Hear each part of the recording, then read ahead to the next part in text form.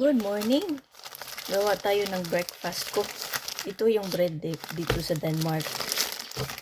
Hindi na medyo uso yung white bread. Ito ang pinaka healthy na bread sa Denmark. Brown bread. Full of fiber. Iwas na tayo sa mga white bread. Kasi daming calories at saka sugar.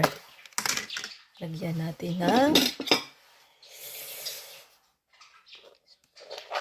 natin spread. See? Magarin to sa atin. Spread natin yan. Yan na. Sarap na. Masarap to. Pag hindi ka sanay, parang sa umpisa, parang pangit ng lasa pero masarap. Yan. Brown bread at saka may konting spread natin ng konting margarine at palamanan ng